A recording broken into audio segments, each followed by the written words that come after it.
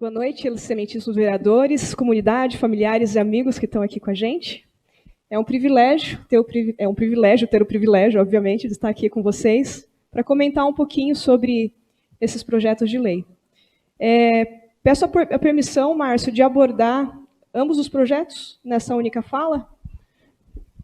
Já abordando, então, o projeto número 009, então, que será o projeto da sequência. Pode ficar à vontade. Obrigada.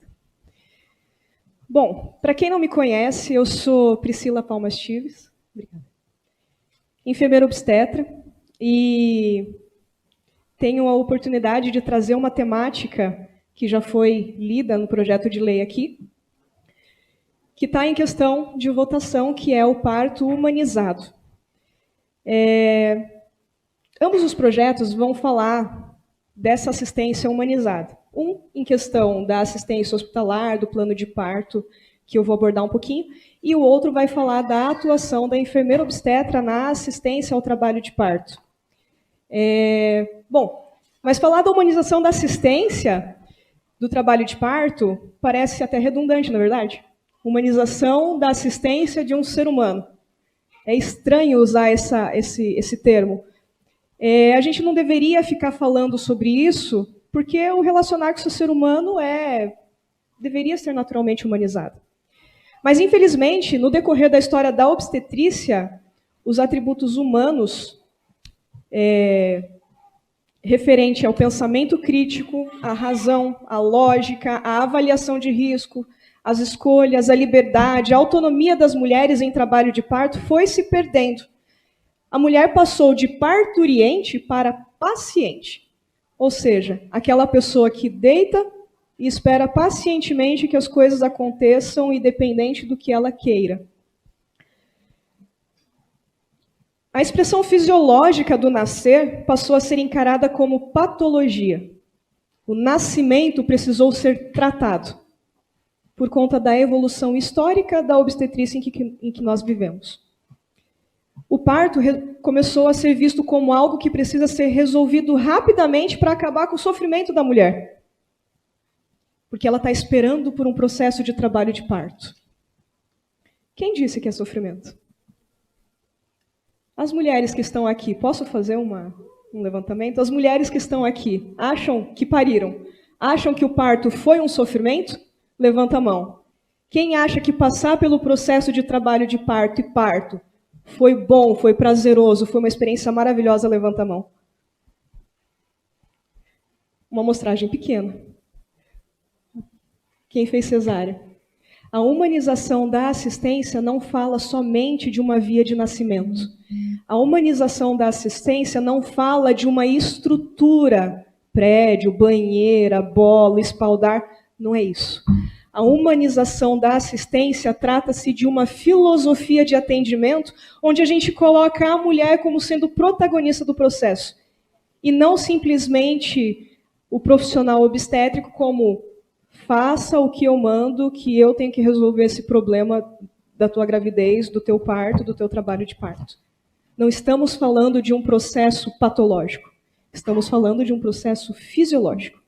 Mesmo na cesariana, a mulher tem o direito de saber os riscos e benefícios do procedimento e tem que saber estatisticamente o que ela quer escolher. Eu quero o risco de, estatisticamente, tá? Pela Secretaria, pelo Ministério da Saúde. Inclusive, tem uma pesquisa bem interessante, caso vocês queiram dar uma olhada, Nascer no Brasil. Foi uma pesquisa feita no Brasil inteiro, tá? Eles estão fazendo a segunda edição agora, mas a primeira edição de 2010 a 2012 fala que a cesariana aumenta o risco em 3,5 vezes mais de morte materna do que o parto normal. Quantas pessoas fazem a cesariana sem saber que elas estão indo para uma estatística de mortalidade maior? Se as mulheres soubessem, vamos fazer uma cesariana. Por quê? Não, porque é mais fácil para você morrer. Vocês acham que elas escolheriam isso? A cada 10 mil mulheres, 20 morrem na cesariana. A cada 10 mil mulheres, 1,7 morrem no parto normal. Bebês que nascem de parto normal, raramente precisam de reanimação, ventilação por pressão positiva, que é colocar o ambu no narizinho e tal, para ajudar a respirar. 1 a cada 1.000. No entanto, nas cesarianas, aumenta em 120 vezes a necessidade, cesarianas eletivas, tá? Ou aquelas que são agendadas sem a mulher estar em trabalho de parto. Aumenta em 120 vezes a chance de a criança precisar de auxílio para respirar pela primeira vez. São estatísticas que as mulheres, quando elas estão grávidas, deveriam ter acesso a esse tipo de informação para elas decidirem: eu quero parto normal, eu quero cesariana. Infelizmente, o que a gente tem visto é que a partir do momento em que a mulher se torna gestante, ela está à mercê de profissionais que estão na correria de lidar com muita gente ao mesmo tempo. E a individualização da assistência e a propagação da informação adequada, baseada em evidências científicas, acaba ficando defasada e essa mulher acaba não tendo escolhas ou oportunidade de decidir o que é melhor para ela. Isso é uma questão histórica. E isso também é uma questão cultural. E isso também é uma questão do sistema, que foi se afogando com altas demandas que a gente tem tido dentro das instituições hospitalares. Quer ver? Vamos citar alguns exemplos. Antigamente, as mulheres elas tinham a liberdade de, quando entrar em trabalho de parto, andava para lá e para cá, como se fossem um gatinho, uma gatinha parindo, né? Vocês já viram uma gatinha, quando ela está em trabalho de parto, ela começa a andar e procurar um cantinho para se acomodar e parir os filhotinhos dela. Antigamente, as mulheres também faziam isso. E quando ela não está dentro de uma instituição em que a engessa, a mulher ela vai ficar se movimentando, ela vai querer mexer o quadril, ela vai querer abraçar alguém, ela vai querer agachar, ela vai querer tomar banho, ela vai querer fazer exercício na bola, ela vai querer se movimentar, porque o mover-se ajuda a aliviar a dor e ajuda o bebê a se posicionar na pelve. Mas, infelizmente, o que a gente tem visto? Estatisticamente, cerca de 81% das mulheres elas estão proibidas de fazer movimentação ativa durante o trabalho de parto, porque não tem espaço no hospital. 91% das mulheres vão ter o bebê quando se falando de parto normal, tá? Elas vão ter o bebê na posição litotômica. O que é a posição litotômica? Quando ela está deitadinha de barriga para cima, com as perninhas amarradas lá, parecendo um franguinho assado, né? E ela fica lá e ela vai parir nessa posição. Perdão pela expressão parir, eu entendo que algumas pessoas ainda não se familiarizaram com essa expressão para o ser humano, mas é válido também, tá? Inclusive nos documentos oficiais do Ministério da Saúde existe essa expressão parir para ser humano. Então, essas mulheres elas vão parir na posição litotômica, mas não por escolha dela. Porque é mais fácil para quem está fazendo o parto, que deveria ser a mulher que faz o parto, quem está fazendo o parto, quando a mulher está deitadinha de barriga para cima com as perninhas abertas, consegue enxergar o que está acontecendo. Mas precisa mesmo enxergar o que está acontecendo? Na verdade, não. O que é importante para a segurança do bebê é o monitoramento contínuo desse bebê dentro da barriga. E essa mulher, ela tem que ficar numa posição em que ela consiga respirar de maneira livre, para que ela consiga mandar oxigênio para o bebê. E o bebê vai fazendo o processo de descida do trabalho de parto. Antigamente também, as mulheres, elas não eram submetidas a fazer a episiotomia. Palavra difícil de falar, né? Episiotomia. Se vocês não sabem o que é a episiotomia, é aquele cortezinho que eles fazem na vagina da mulher para poder abrir espaço para o bebê passar. Baseado nas justificativas mais empíricas possíveis. As evidências científicas hoje, nenhuma evidência científica hoje, no século XXI, no ano de 2023, corrobora com a necessidade de fazer corte vaginal para o bebê nascer. Nenhuma.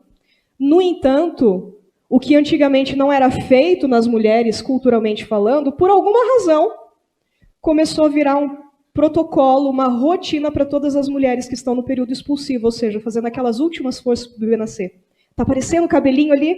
Vamos cortar para liberar. Não precisa. E o que é pior, às vezes as mulheres levam esse cortezinho no períneo e não são informadas. Simplesmente veio uma contração, já está doendo mesmo, alguém vai lá com uma tesoura ou com um bisturi e corta. a criança sai e depois para costurar isso? Dói muito. Dói muito. Tem mulheres que preferem a cesárea, já ouvi isso falar. Preferem a cesariana ao invés de passar por uma episiotomia. E pasmem, a cesárea é uma cirurgia de médio porte que corta 7 camadas do nosso corpinho. A episiotomia corta, no máximo, 3. Músculo, né? 2. Mucosa, pele e músculo.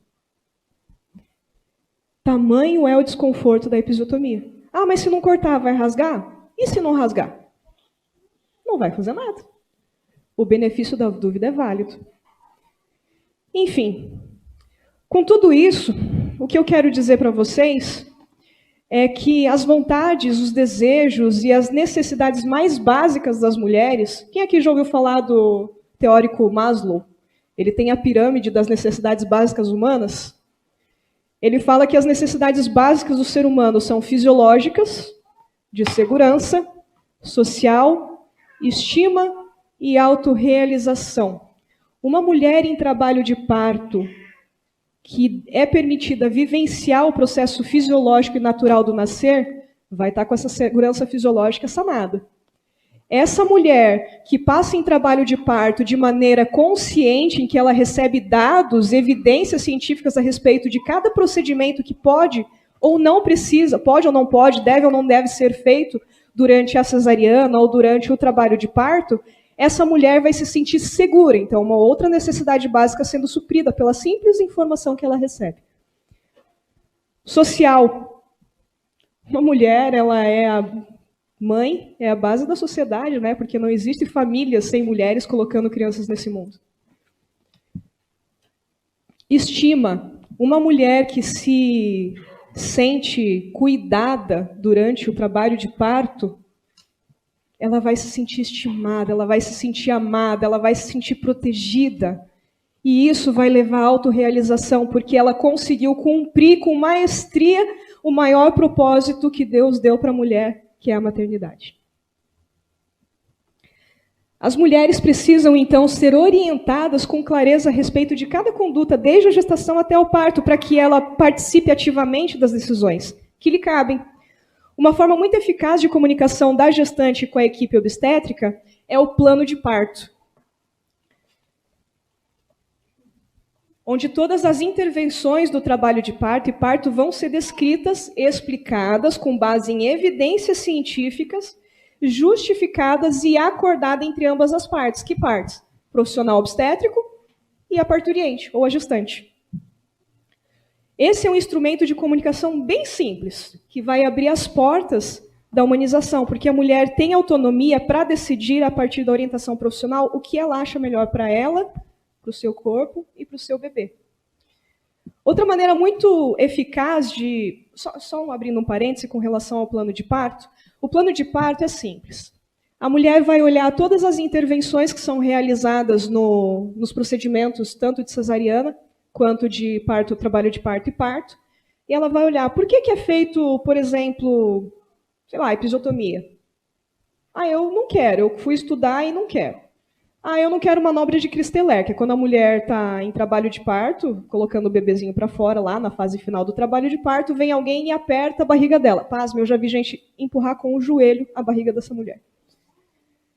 Acontece fratura de costela, acontece descolamento da placenta, bebê nasce com hematomas, é horroroso. Em prol de resolver o problema do trabalho de parto. Então, existem muitas práticas obsoletas na obstetrícia que precisam ser conversadas. E a maneira mais eficaz de abrir diálogo com profissionais, com instituições hospitalares, é a mulher tomando conhecimento do que é adequado, do que é científico, do que é correto, do que é respaldado, e levar isso para os profissionais e conversar. Eu quero fazer assim, pode ser? Não, não pode por causa disso e disso. Ah, entendi. Então vamos entrar num consenso. Então o plano de parto é para consensuar as decisões entre o profissional e a mulher. Eu acho digno. Agora, outra maneira muito eficaz para suprir as necessidades das mulheres no ciclo gravídico, da gravidez até o puerpério, depois de ter o parto, né, é lançar mão da equipe multiprofissional. A gente vive numa cultura medicalocêntrica, hospitalocêntrica, em que tudo tem que se resolver dentro do hospital e a figura médica acaba se sobrecarregando muito, não dando conta de todas as demandas e necessidades da população que está adoentada.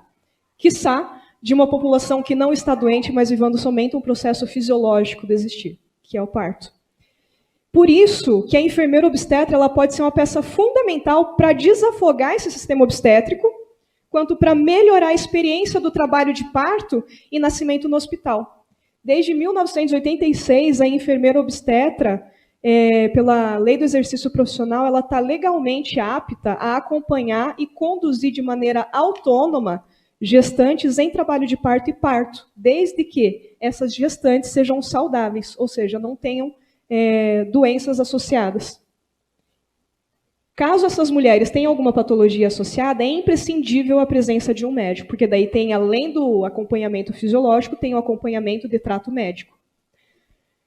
A Organização das Nações Unidas, num documento chamado Framework for Action, de 2019, afirmou assim, que a enfermeira obstetra, ela reduz em 80%, olha essa estatística, a enfermeira obstetra reduz em 80% a mortalidade materna, neonatal e nascimentos mortos. Natimorto. E de acordo com o ICM, a Conferência Internacional de Obstetrícias, essa profissional tem o arcabouço de conhecimento teórico e técnico para compreender e saber cuidar, saber executar procedimentos desde educação em saúde, saúde reprodutiva, pré-concepção, cuidados no pré-natal, no parto, no puerpério. E sabe identificar fatores de risco na gestação, fatores de risco no parto, sabe manejar urgências e emergências, sabe atender problemas com recém-nascido, identificar complicações no pós-parto, atender planejamento reprodutivo, aconselhar e dar apoio ao aleitamento materno, e também identificar e manejar problemas emocionais. A placenta é um órgão que produz hormônios. E, de repente, a mulher teve o bebê, nasceu a placenta e um órgão que produzia hormônios da mulher foi tirado dela. E como que ela vai lidar emocionalmente com toda essa confusão hormonal? Tem que ter um profissional que olha para esse lado emocional. Eu pergunto, na correria do sistema obstétrico atual, aqui da cidade de Dois Vizinhos, você acha que os profissionais têm tempo de fazer tudo isso? Por isso que é importante dar a liberdade de a mulher ter o conhecimento de que ela pode levar uma enfermeira obstetra para dentro da instituição hospitalar, para que ela possa se sentir cuidada, estimada e segura, dada ao atolamento que o sistema obstétrico atualmente tem. Dessa forma, se enfermeira obstétrica fosse remédio, seria antiético não receitar, né? Portanto, as propostas de leis que hoje são apresentadas, elas visam garantir o respeito e a dignidade das mulheres que dão luz no serviço de saúde do município. E essas leis têm como objetivo promover a assistência humanizada, segura, de qualidade, que respeite as escolhas, os direitos e as necessidades das gestantes, parturientes e puérperas, bem como dos nascituros ou recém-nascidos, e também dos acompanhantes. Essas leis são muito benéficas porque contribuem para a redução de mortalidade materna e neonatal, para a prevenção de violência obstétrica, para a promoção do aleitamento materno e do vínculo afetivo entre mãe e bebê, e para a melhoria de satisfação das mulheres com o atendimento recebido. Além disso, estimula o uso racional de recursos e intervenções médicas desnecessárias e ou até prejudiciais, como episiotomia, cesariana eletiva, ocitocina sintética. A ocitocina sintética, para quem não sabe, é aquele sorinho que é colocado quando a mulher entra em trabalho de parto no hospital e eles colocam esse sorinho para acelerar o processo do trabalho de parto. Existem muitas evidências que dizem que ele é mais deletério do que benéfico usado de maneira rotineira, sem avaliação individual.